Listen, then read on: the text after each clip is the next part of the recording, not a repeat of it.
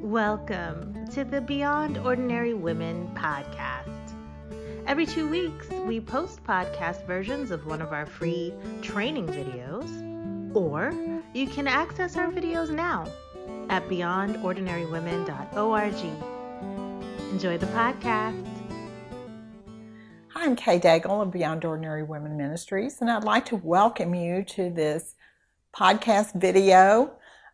Today, my special guest is Carrie Steinbach.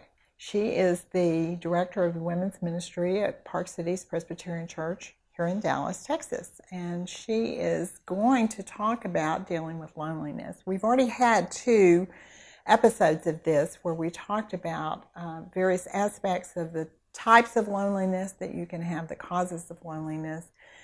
We also talked about how God can meet you in the midst of that in our last episode. And in this one, we're going to talk about growing because of it, because of that loneliness, growing as a leader. Mm-hmm. So, Carrie, as we think about growing through our loneliness, how do we incorporate that into how we deal with that in a practical sense? How is that part of our dealing with our loneliness? Well, that's a great question, and when I was on my sabbatical, I really had to think about that. And this is what I think. I think that if you don't deal with it, that some of the pitfalls that can start happening is that you can get into self-pity, and that maybe like Elijah that we talked about in the last episode, you go, I'm the only one. And in that, you start using your ministry platforms to fill your own needs instead of letting the Lord lead and let Him work in and through you. So I think there's some real pitfalls there. So the things that you can do practically, first, have some women around you that you can talk to who do similar ministry as you do. And that's so important, that you can pick up the phone, that you can go visit them, and you have to make time for that. I think that's really important. A second thing is have your own group of women friends, intimate friends around you that you can really pour your heart out to. It could be some men, but just for me, it's some good women friends that I can say, okay, I'm really tanking here, can we go do something? And you can't do that on your own. I think that's vital. And then third is make time for solitude with the Lord by yourself. And of course, that's often in the mornings with God. That's what works best for me. And time with Him in the Word and journaling and listening. Sometimes people do it better at night. And then this is a little bit more challenging, but I think every person in ministry does need to have a habit of going on silent retreats. Not to read books, not to write goals, make things list about ministry, but to be with the Lord, to open His Word. What does He have to talk to you about? What does He want to say? To be open to that and to listen and pray and journal about that. I think we get so caught up in the doing and the hurry and the busyness that we don't even realize that we can subtly be losing our own connection with God. And when we have that in solitude, as Elizabeth Elliot says, then we can turn that into prayer and deal with our loneliness without getting self-centered. Okay, let me go back to one of your items on there where you talked about having friends around you, having other people in ministry. Mm-hmm. How do you balance that with the fact that there are things you really can't talk to other people about in ministry because it either could be confidential or it could be something happening on your staff that you can't share with anybody else, or it could just be that you might cause another person to be upset at someone else or a situation, and you don't need to upset other people. Right.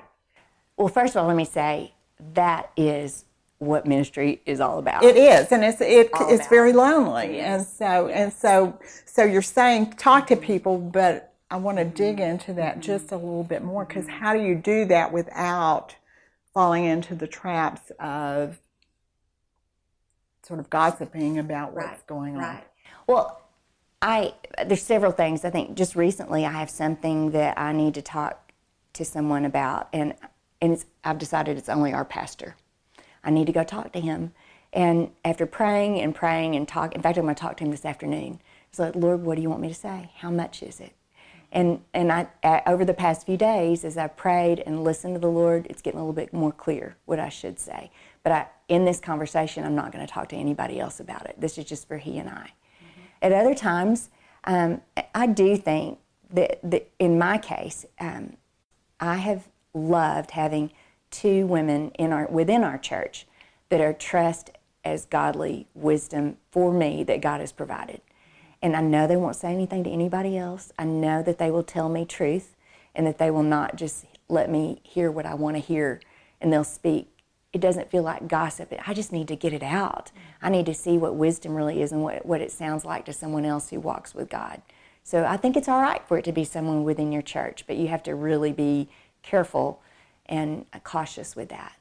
And then last, I think it's really important to have people that you can talk to. Again, just one does the trick. Doesn't have to be more than one, but it can be, who is not in your circle, that they don't know the people, that they're not biased, and then they can really be focused on, is your heart right? And then how can we talk and look at God's wisdom through this? So that's kind of what I do. What do you think about that, Kate? No, I totally agree, because I know there have been situations where I sought out other women doing similar ministries or not in my church that I could actually talk to, because you journal about it, you pray about it, and it's still just so in your heart that you feel like, I need to talk to somebody, I need to get some wisdom, and so you need to find those people somewhere, and people that you trust, like you said. It's not that it's impossible to talk to somebody in your church. You would just need to be real careful who it would be, because you don't want to cause a problem for them. Then that they're like, okay, now who can I tell now that I'm upset too? They're uncomfortable around those people now. Yeah, they start taking sides. I mean, it could be divisive. Yes, it really could. So I think that's very wise, and I just wanted to kind of delve into that a little bit more. But I totally agree with you that taking time with the Lord you would do first before you decided to go outside of that to share. And often we don't go to the person that we really need to talk to about it. We just want to talk to somebody else. And so sometimes that's the thing to do, is go to the very person that you're struggling with. Right. And then but when you're carrying it in the in-between time, it's lonely. It is. It's very lonely. It's very lonely. So those are great. What lessons have you learned from your loneliness? We're talking about learning and growing from it. What did you learn in your times of loneliness? Well, I think, and it's a good segue from what you just said, is that it is very normal to normalize it that we're going to be lonely in leadership. That is a normal pattern of it. But my best article that I read on my sabbatical about loneliness was very short, but the woman said her passage is that leadership is lonely because it should be, and she bases it on the scripture, because he must increase while I decrease. And that principle has helped me tremendously, and that the more that I want to be with people who are hurting or need things or something going on, then my story's not being heard, but that is good. As we enter into the lives of others, let my Christ-likeness, because of not thinking about myself, be a good present listener of love and Christ's love to that other. Recently I was preparing for a talk, and I was going to set aside a day to work on it, as we do in ministry. And a young man who was making the decision for his last family member, had to make the decision to take his sister off of life support in the hospital. And he asked if I would be with him on that very day that he had to make the decision and take her off of the machines. So I willingly said yes, and trusting God with that. But I found myself having to talk to him and encourage him that even though he was letting go of his last family member, that God would be his father, and the people of God would be his family that lasts for all eternity, and he could trust this with the Lord. And the reason that was so hard for me is because I'm single, and my mother, who's my best friend, is my last parent still living, has congestive heart failure. And so I was carrying that in my heart, is that she's going to not be with me that much longer, and will I be able to say goodbye to her and trust the Lord without having my family in place that I always thought I found my comfort in. And so loneliness can't be filled by anything for the long term but Jesus and His grace will get us there. But I think that as we minister to others, and in this lesson that God gave me, it's like, you have to trust me, Carrie, because if you don't, you can't fully talk to others about their own loneliness. And God's so gracious to push me and to hold me as I hold my loneliness and talk to others about theirs. It's a beautiful thing. And He did have to, I just talked to him yesterday, and he did have to say goodbye to his sister.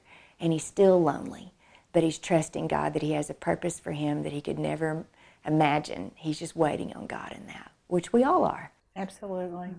Those are wonderful stories, Carrie. Thank you for sharing that. It's been a good one. And thank you just for being here with us and sharing all that you've learned about loneliness and things that will be very encouraging and helpful, I know, to women out there who are leading in some way. So we thank you for joining us. You can find other videos to help you in your leadership journey on beyondordinarywomen.org. And we also have podcasts of all of this particular series of videos, and we continue to add podcasts as well. And you can find all of that on our website. We'd love to hear from you. If you have questions, if you want us to get in touch with Carrie, we'll do it for you. So just let us know. Thanks for listening to the Beyond Ordinary Women podcast. You can find more podcasts and information about women in leadership by going to beyondordinarywomen.org. This podcast was produced by Beyond Ordinary Women Ministries. Our production team includes Evelyn Babcock, Kay Daigle, Kay Halligan, Deborah Herring, Sharifa Stevens, and John Sparks. Theme music, Back in Stride by Don Miller, used by courtesy of Christine Miller.